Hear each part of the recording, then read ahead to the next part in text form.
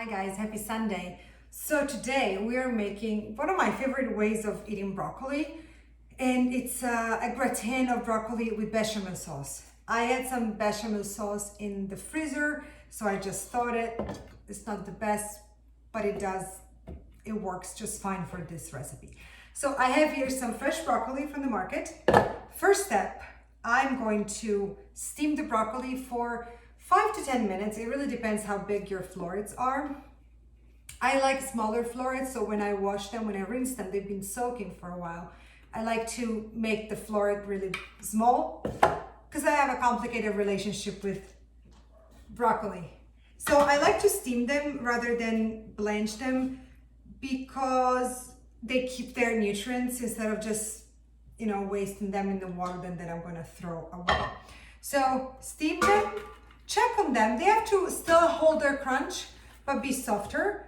And then we're going to give them an ice bath. So I'll see you when this is done in 5 to 10 minutes. Okay guys, so I'm giving my broccoli an ice bath. This is the only way we're going to keep the color and keep the crunch by stopping the cooking immediately.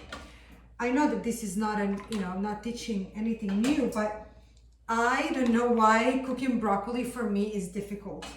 If they're not cooked properly, which means very little, I don't like them. I can't eat broccoli. But if this step is performed, then I keep the crunch and I like it. Even if now, we're gonna bake it.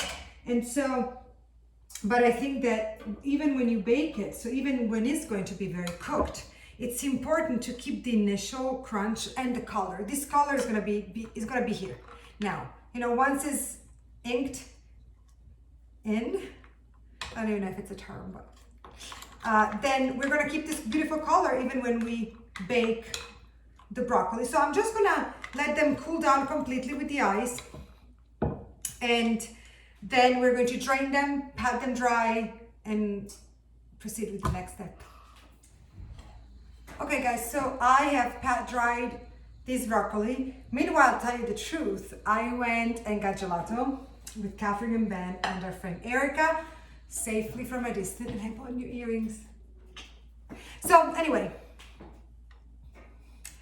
bechamel. So this is a old bechamel that I had frozen. I thought it's not as good as when it's fresh, but to me it works just perfect for what I need here. So I always like to coat the bottom of my baking dish with bechamel. Now, these broccoli have been just steamed, so there's no salt and no oil. So we're gonna drizzle them with some salt and olive oil. Actually, we drizzle them with oil, and we're gonna sprinkle some salt. What I'm also going to use is some almond ricotta. I have it open, it's not necessary, but I strongly advise it. So I'm just gonna put some broccoli. We're going to, I think I'm gonna put them all in one layer. There's not enough for 2 layers. I like to use a fairly big baking dish because I think that they cook better when they're just on one layer. They crisp a little better.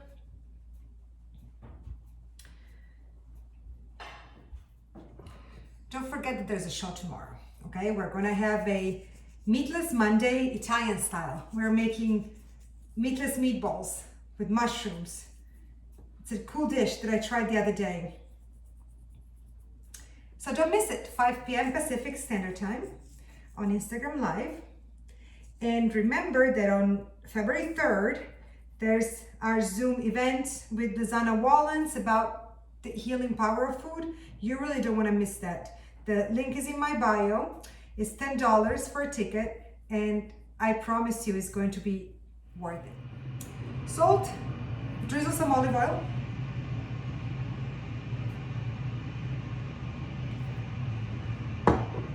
I'm going to add some of the almond ricotta, just like all over. You don't have to use this, and you don't have to use ricotta. I have it. I opened it last week and I wanted to use it. And I think that it's gonna give a beautiful tang to the otherwise very creamy dish. This ricotta, what I love about this ricotta, I told you the other day when we made the leeks, that it has this beautiful, it's creamy with a tang, almost like yogurt. And I love what it does, especially when it's baked. I think that it bakes really beautifully. Now, this bechamel, the problem with this bechamel is that it's a little thick.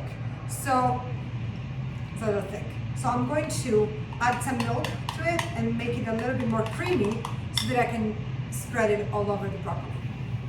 So actually, to make it, okay, this is not something that no chef would ever say, okay? To make it a little bit more liquid and a little bit lighter, you can add milk here, you can add some cream. This is not, this used to be a perfect bechamel sauce, and I don't want it overly heavy on these broccoli, so something that you would never do in other places when you use bechamel, but you can add a little bit of water and you can actually make it more fluid and liquid so that you can spread it. Now, don't tell any French people, they're gonna hate me. I would have never done it, and by the way, you can add some salt. This is very special occasion. You're not really supposed to add water to bechamel, but again, if you want a dish that is a little bit on the healthier side, not to add even more milk and dairy, some water is gonna do it.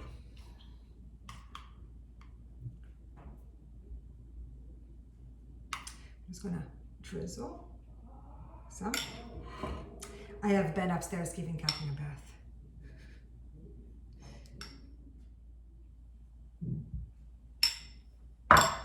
You can add as much, as little as you want. It really depends how heavy you want your dish. Parmesan cheese. This is gonna give this dish the beautiful, beautiful crust. 20 minutes at 400. I'll see you for the tasting. Guys, look at this. Believe me, you will want to eat broccoli, and hopefully your child will too. I really hope Catherine is going to like this. It's time to try it. I'll let you know if she does. Let's taste it. Look at that. Oh God, so good. I want to get a piece of everything. A piece of the ricotta, a piece of broccoli. Oh, one thing that I like to do, sprinkle some salt flakes if you have them.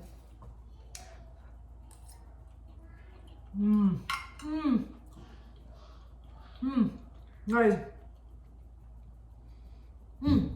so happy. You can eat this whole thing. Just like this. The ricotta really breaks the creaminess of the, oh wow. The ricotta really breaks the creaminess of the bechamel sauce.